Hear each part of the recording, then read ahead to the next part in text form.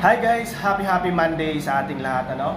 Merong mga katanungan guys, yung sino nga ba yung nakaimbento ng physics? Ang nakaimbento ng physics ay si Isaac Newton. So ngayon, ang pinag-aralan naman ni Isaac Newton ay tungkol sa motion and gravity.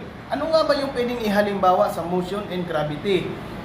Ang isang halimbawa doon ay yung magnet tsaka papel. Doon niya sinukat yung paano gagalaw yung magnet sa papel. Ngayon, nilagyan niya ng buhangin.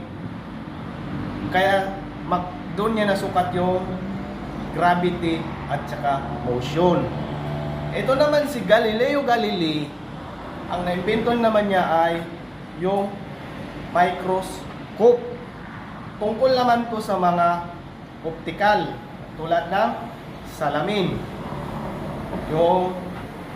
Yung mga maliliit na bagay na mahirap makita, ginawa niya ng paraan. Ito na yung microscope.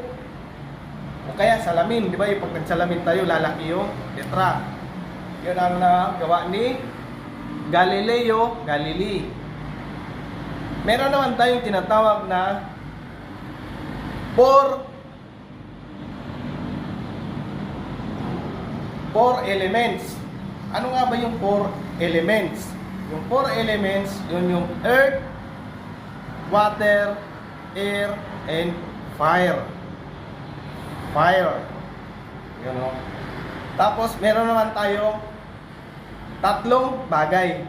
Ano nga ba yung tatlong bagay na yun? Yung tinatawag natin na solid, liquid, and gas. Ano nga ba yung pwedeng ihalimbawa sa tatlong sa solid, liquid, liquid gas? Yun yung ice, glaze, or yellow. Meron siyang solid, liquid, gas. Yung usok niya, yun yung gas. Solid, matigas siya. Liquid, tubig. So, ayun guys, hanggang dito lang muna. And thank you for watching and follow more.